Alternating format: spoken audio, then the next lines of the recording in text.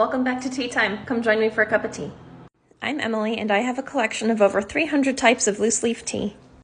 I wrote down the name of each tea on a slip of paper, and every day I'm picking a new one from the basket, preparing that tea, tasting it, talking about it, and then rating it on a scale of 1 to 10. There are 2 rules here. 1, I can't repick. The one that I choose that day is the one I have to make. And 2, I have to finish the entire cup, pot, or whatever I decide to prepare that tea in. Let's see what it's going to be today.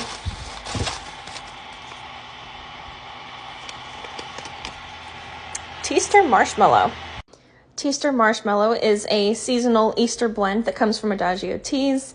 I received this bag of it for free with an order that I placed around Easter last year.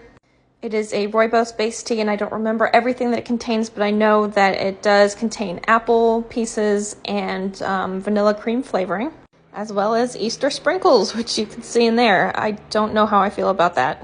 This isn't a tea I ever would have picked myself, but I am still curious to taste it. I'm going to set my kettle for 195, which for me is just the temperature that I have found I like best for rooibos teas. A lot of them are recommended to be steeped at 212, but for me personally, I find 195 to be best. I'll be preparing this in one of my double-walled glass teacups from Tea Runners, and as always, I'll be using a paper filter.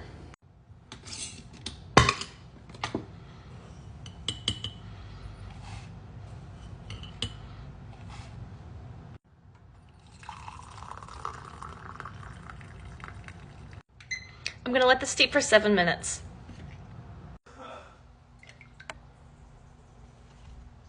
And here's the infusion. It's kind of a golden orangey color. The aroma is very sweet, very vanilla-y. Definitely kind of smells like a marshmallow. I'm going to give this a little bit of time to cool down, and then I'll be back to taste it. All right, let's taste it.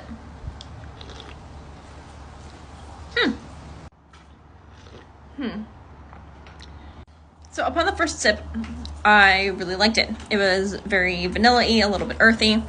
But then after I had swallowed, there kind of came about a fairly strong aftertaste, which I don't love. I feel like there's some kind of artificial sweetener in this because it, like, my mouth feels slimy and coated and unappealing. And that's such a bummer because when I first sipped this, I was like, wow, this is good, but it's not great.